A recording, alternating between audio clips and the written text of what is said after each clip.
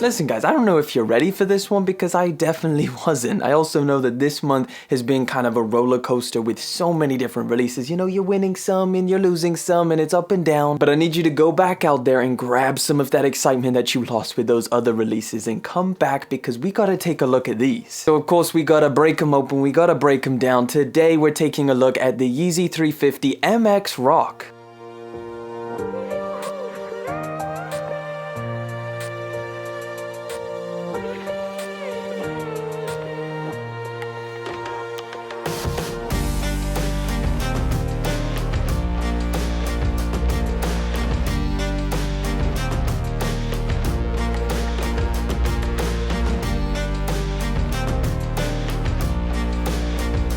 Guys, you will not believe this. This is a brand new Yeezy box. Nah, I'm just kidding. It's the regular 350 with the boost on the side. Let's pull them open and let's take a look at today's pair of sneakers. Guys, trust me, if you don't like these, I don't know what you do like.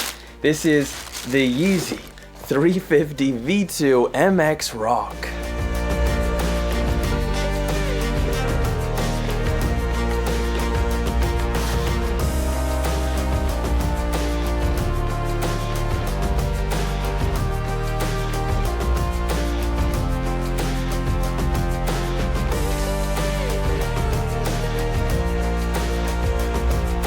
Man, they just hit us with the belugas 4 days ago and now they come and release this. They're really trying to make these decisions hard for us out here. It's kind of a shame that these were delayed for as long as they were, originally scheduled to drop back in September and now only release here in December.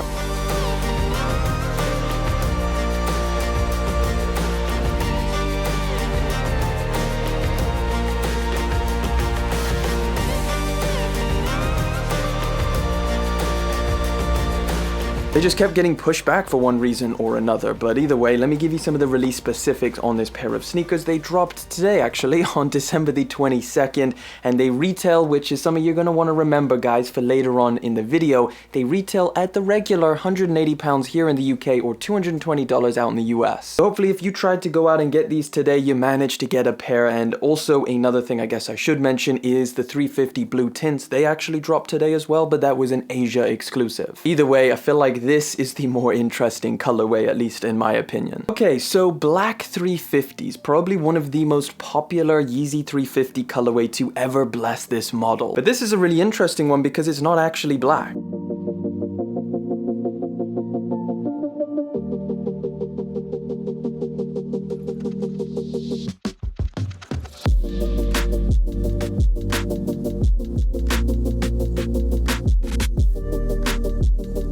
This is the second MX version that Yeezy brand has put on a pair of 350s. Of course, we saw the first one, the MXO, drop earlier this year. MX essentially stands for mixture, like we've seen on the foam runners and now the slides, and I'm sure a bunch of other Yeezy models in the future, but on the 350, it does look really good. Now, the way that they've worked this swirling pattern into the pair of shoes looks really organic and something that isn't just manufactured. You know, there's no straight lines on here. Everything just looks kind of random. Now, the colors that they've mixed into this is what makes this one stand out massively. So for starters, the base is black, which is a great canvas to work on, especially on a 350, and then swirled around into this upper is lighter and darker hues of brown. And remember what I said about that price tag? Well, let's talk about that for a minute, because also worked into the upper of this sneaker is reflective material. So basically what that means is the fact that these are the same Yeezy 350 price point and still have reflective knit woven into the upper means that they didn't need to charge an extra $20 or £40 for those belugas. That's just for anybody who thought that they made it more expensive because the reflective knit is more expensive.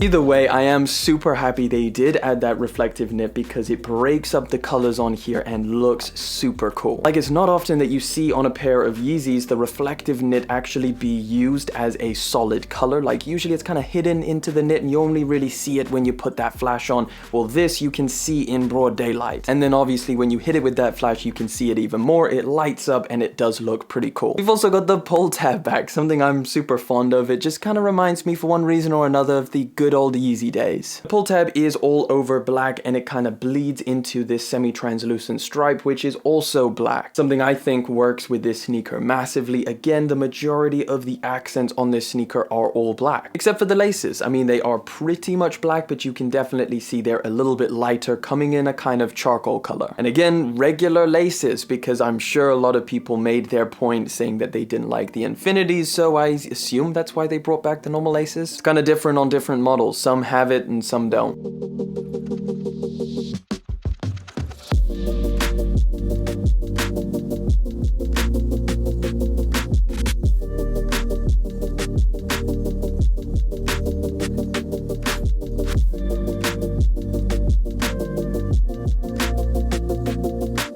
On the back of the sock liner, like every other Yeezy 350, you got the Adidas 3 stripes. It comes in brown, but it's also reflective. And finally, the midsole, which is all blacked out as well, something that just ties all of the other colors together. And oftentimes, you know guys, I honestly find some little thing about a Yeezy 350 that maybe they could have changed the midsole color, maybe they could have changed these small laces, something like that. But with this pair, I think they nailed it. I wouldn't change a thing.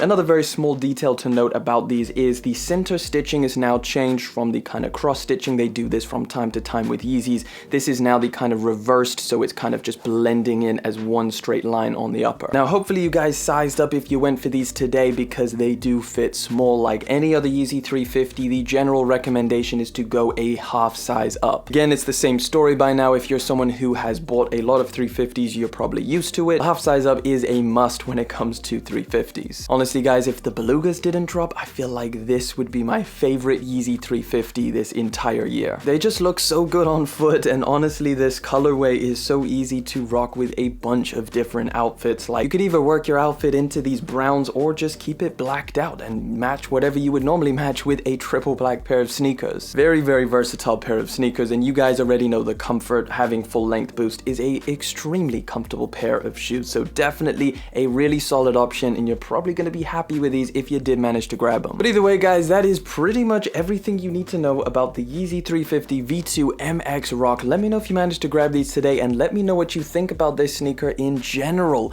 Let me know down in the comment section. Thank you so much for coming through, hanging out for yet again another one. Thank you for liking, commenting, and of course subscribing. I'll catch you in the next one, but until then.